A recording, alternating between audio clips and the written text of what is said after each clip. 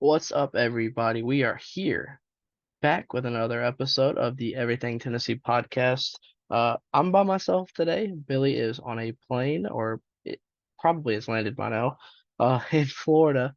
This is the latest episode ever recorded. I'm pretty sure of the Kings of Tennessee podcast. Right now it's 12:10, a little after midnight. It's been a long week. Been a very long week. But we're here. We're still trucking. We're still grinding. We have a lot to talk about. We have basketball to get to. We have football to get to, and we have a good pick'em slate. It's gonna be a shorter show since it is just me. So you know, it's gonna be a fun time. Billy sent me his picks, so we're gonna get into that as well. But I guess we can start in the world of basketball. College basketball tipped off Monday uh, tipped off early in the morning, ran all throughout the day. I think there's 120 games on. College basketball is back. It's a good time. I love college basketball, college hoops. We start here and we go till March, and we cap it all off with March Madness, which is the greatest sporting event in the history of all sports. So very much looking forward to covering basketball this year with Billy. Both of our teams are I think both of our teams have high expectations this season. Both of our teams played Monday night. My team played Monday night. Tennessee knocks off Tennessee Tech 80-42. I thought the boys looked good.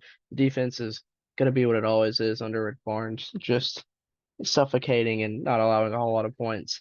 And the offense is going to improve. I like Dalton Connect, the transfer coming in this season, the fifth year transfer out, I think, Northern Colorado.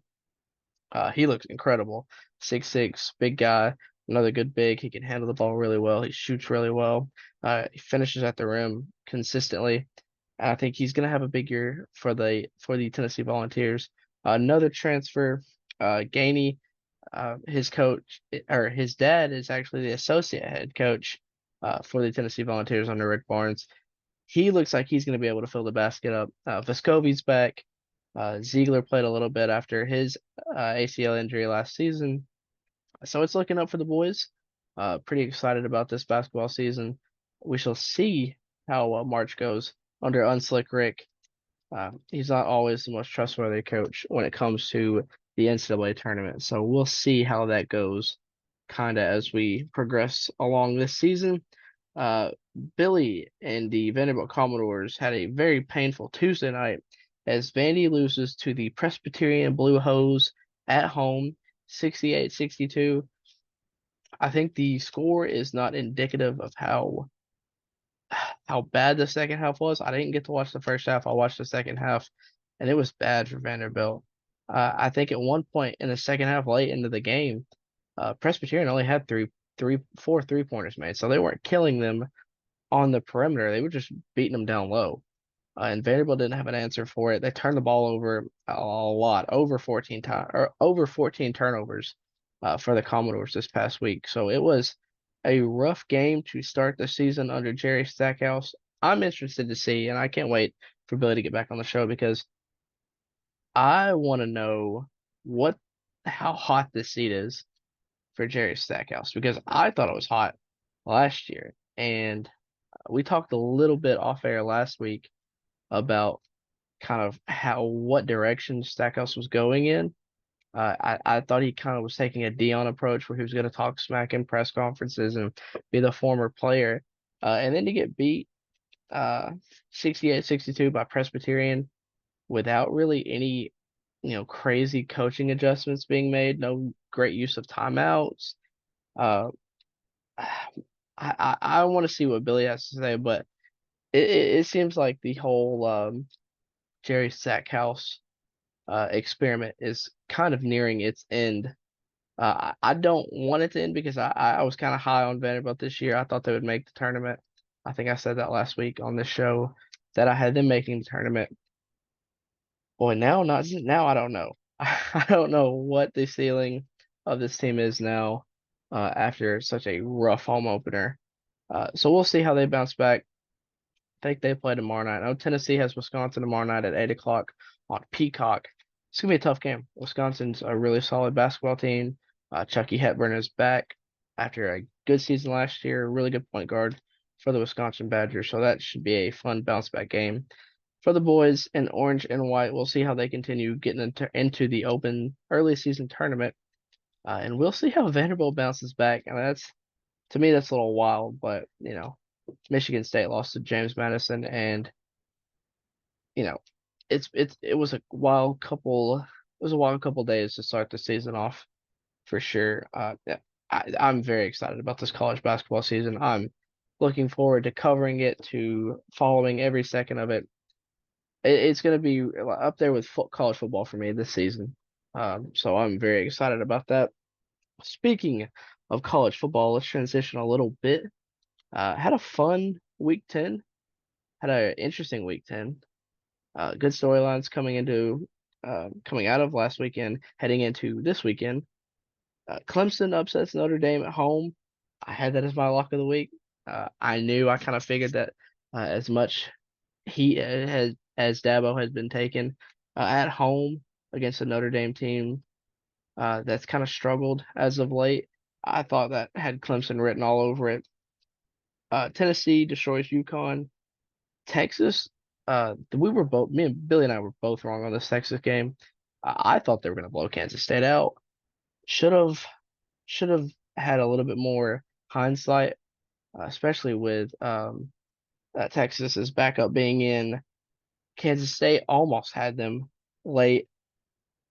They Texas kicks a field goal in the first part of overtime, and Kansas State drives the ball down to the 5 in overtime, and they have a chance to kick a field goal. I get your Kansas State, and you want to win now, but I think if you kick that field goal, you're going to keep playing on.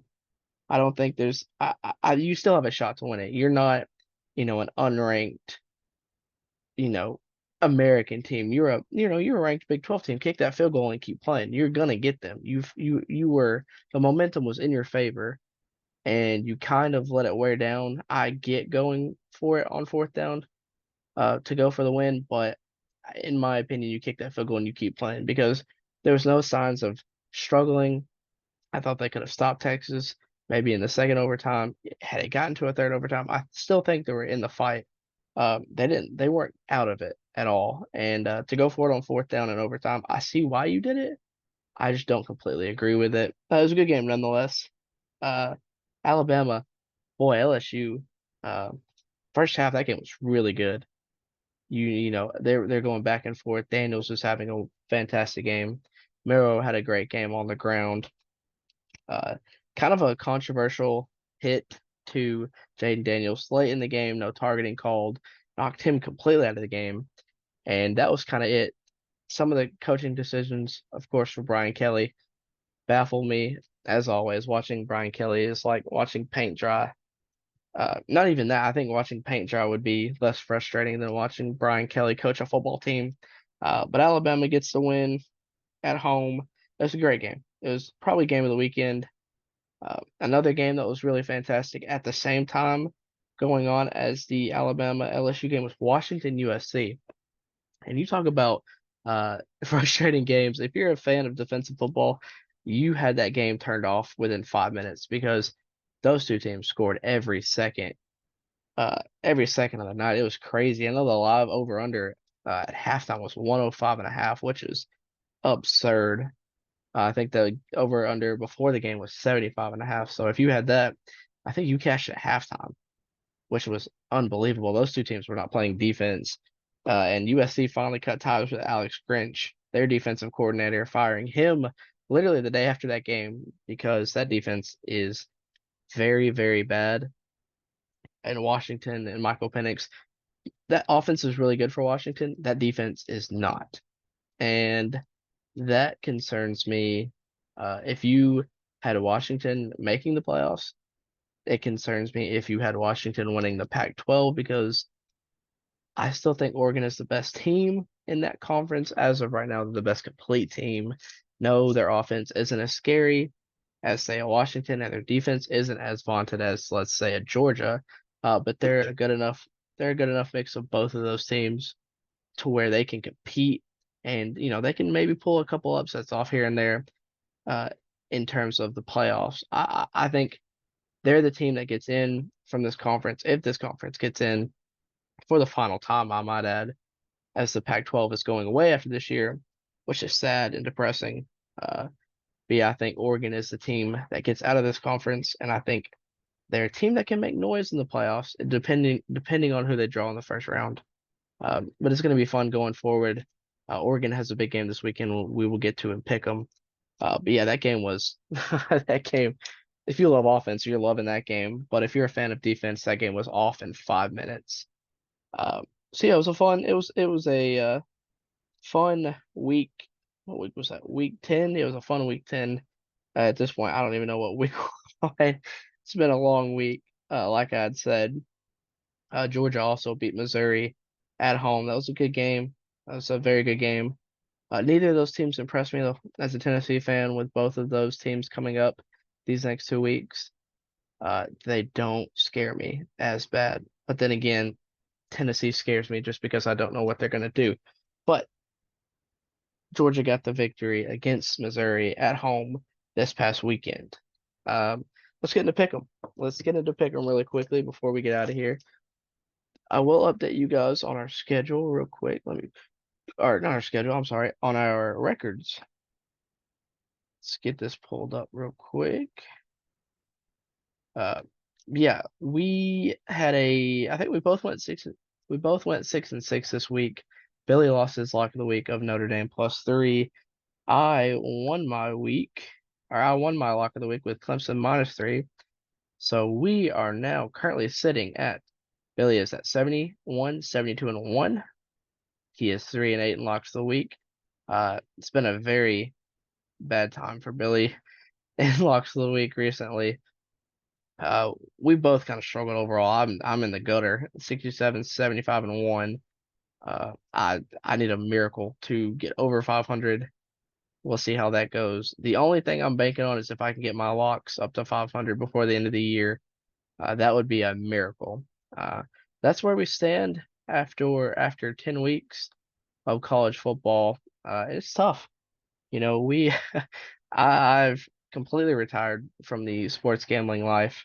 I had to stop because it was just everything I picked, everything I touched turned to mold, turned to just crap. So we had to take a step back and just wait till next year, come back maybe a little stronger. But we got a good slate of games as we get closer to the end of the year. Sadly, rivalry week is just a couple weeks away. Thanksgiving is a couple weeks away. And with that comes the end of the football year. And then we move on to basketball, bowl games, and playoffs. So we'll start with our first game. Actually, I don't even have my picks ready, but I've got Billy's picks. So first game, Tennessee going on the road. My Vols going on the road to the Missouri Tigers. Tennessee right now is a 2-point favorite on the road with the over-under set at 57.5. I'm gonna go ahead. Billy has Missouri covering the 2. He doesn't have a play on the over. I will play some overs and I won't touch other over-unders this week, just simply based on the fact that I want us to have, kind of an even record. This is a fun game. This is a fun game for me. It scares me a little bit, but I think Tennessee. I think we've always had Missouri's number in terms of since Heupel's been there, and as of late, I know I think they killed us a couple years ago before Hype got there, but he's had their number. He hasn't lost to them since he's been there, and we boat raced them last year. I was in attendance for that game. Uh, I think when you're a team that has another team's number every year, it gets really frustrating when you're on the losing side of it, and it's almost like maybe not a guarantee but it maybe a little extra motivation to keep that streak going if you were the on the winning side of this rivalry. So I'm going to take it's not going to surprise anybody. I'm taking Tennessee -2 against Missouri and the over under set at 57.5. I'm going to go. Oh boy. Hmm. I'm going to go over. I'm going to go over 57.5. That's really bold. I don't feel comfortable at all on that over. I think Tennessee's offense has been struggling this year. They're definitely not the offense we had last year. It's it they're struggling. They're still struggling to get going. I mean, they can put up points, but it's it's on the road, so that's what gets me. if this was a home game, I think the over would be a lot more of a comfortable betting place. But this offense has not been great on the road. They started out hot against Alabama in the first half, completely fell off in the second half, and they just never ever got it going against Florida on the road this year. They have a road win against Kentucky, but both their losses this season are away from home. I don't think they lose this game. I don't see them losing this game. I think they are, they're excited after an easy homecoming week last week. So, I mean, I think it'll be easy for the boys. Maybe not easy for the boys, but I think two is easy. You could probably get it at five, maybe 6.5. But I think it's going to be a fun first half. But Missouri struggled to finish games this year. Even Elijah Drinkwitz you know, has gone to that at some point when they were asking him in interviews. This team struggled to finish games, and I can see this being a game they struggle to finish, and Tennessee pulls away late. That's what thought about the Georgia game last week. It kind of happened, and I think Tennessee does that this week. Maybe hangs in there, and then pulls away toward the end. So Billy going +2. I'm going Tennessee -2 in the over. Second game, I'm gonna call this the game of the week. Um, I think it's the game of the week this week for me. Michigan going on the road to Happy Valley to take on the Penn State Nittany Lions. Penn State right now at home is a 4.5 point dog. Over under set at 44.5. Billy has Michigan -4.5. I'm gonna follow him. I know this is Michigan's first true test. This is really the only team so far on the schedule that, when Sunday hits, we'll look back and say, oh, this is the only team that Michigan's actually played. And it's true, Michigan has had a weak schedule, but they've been dominating. I thought they've been great, you know, early on. It's 12:30 at this point in the morning, so it's late. But yeah, Michigan has been great this season. Even if they're playing cupcakes, they are dominating cupcakes.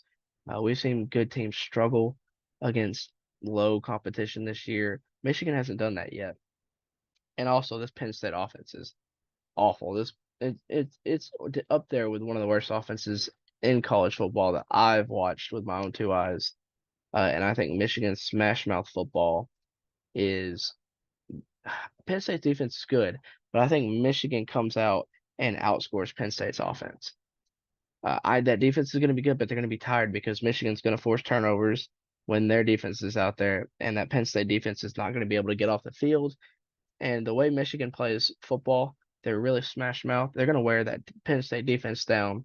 Um, Penn State hangs in their first quarter. After that, it's over. I think Michigan comes out and blasts them in the mouth.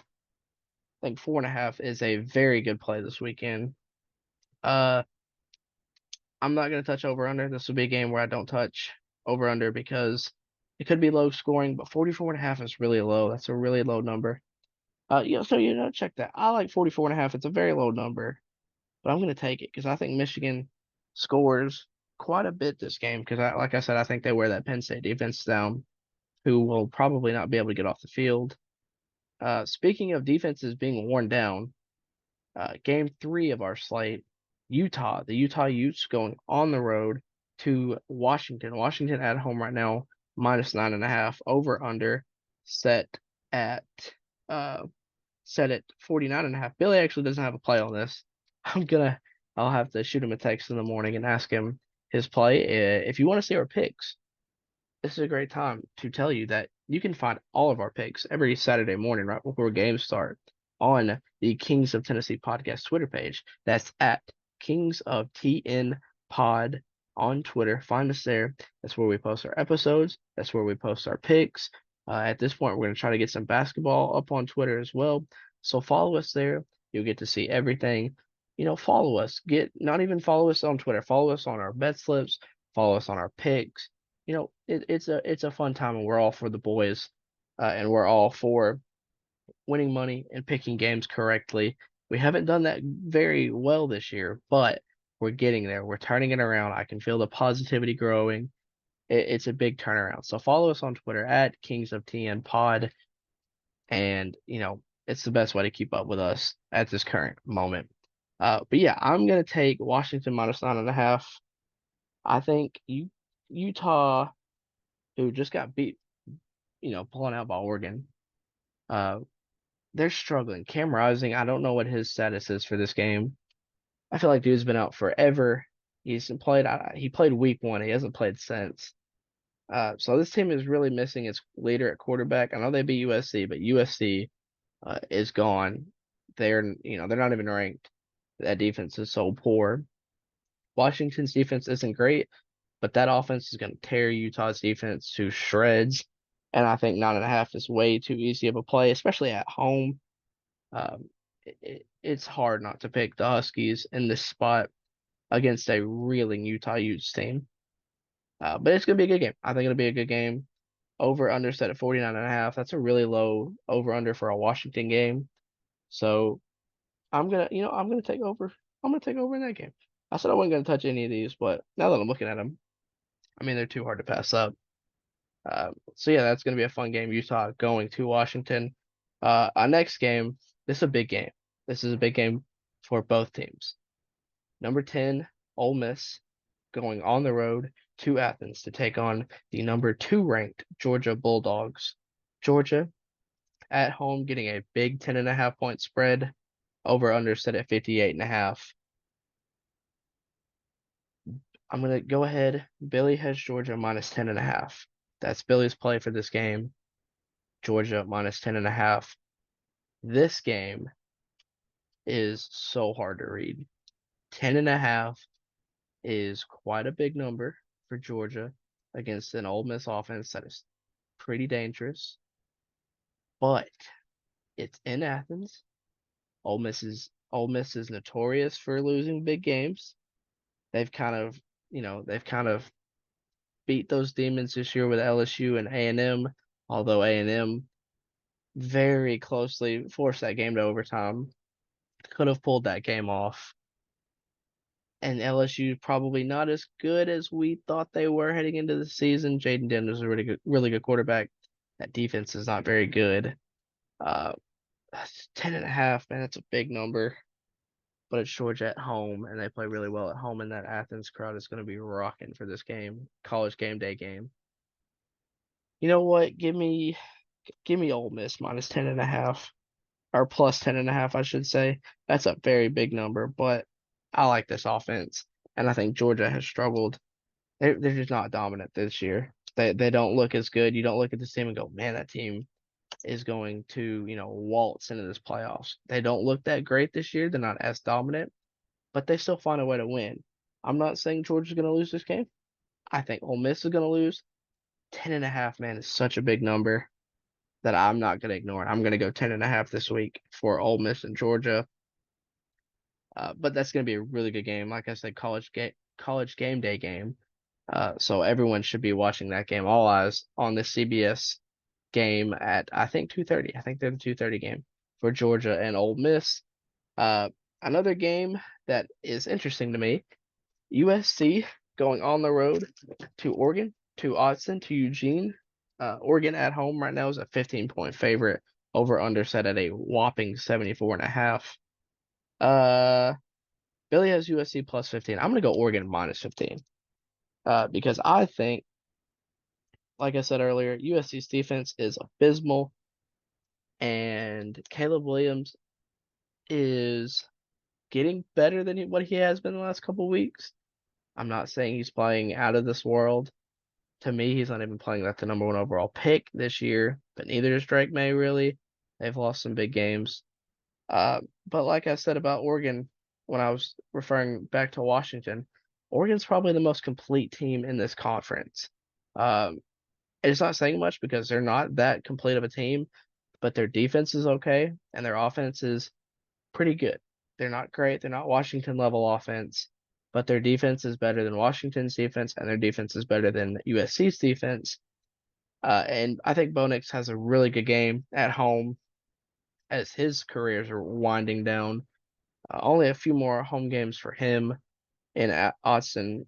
So yeah, I like Oregon here. I think Oregon minus 15 is a pretty easy play, pretty safe bet, especially for USC after getting blown out at home last week. Not blown out. Their defense was blown out. The score was close. But after that defense got torched last week and then changing defensive coordinators going into this week, I think Oregon minus 15 is pretty simple and pretty easy. I know KISS, keep it simple, stupid. This is one of those picks. Just keeping it simple, Oregon minus 15 at home. And to top it all off, Billy's team, the Vanderbilt Commodores, going on the road to South Carolina. Both these teams have struggled this season. Both these teams aren't over 3 wins. I don't think South Carolina's over 3 wins yet this year. Um, South Carolina at home getting 14, hosting the Commodores. The over/under set at 57.5. Billy has South Carolina minus 14, and I'm gonna go with them. I've been on Vanderbilt. This is the first time that I've had Vanderbilt on the spreadsheet, and I've bet against them. Every time they've been on the slate for pick'em, I've followed them. I covered once, and surprisingly, that was against the Georgia Bulldogs.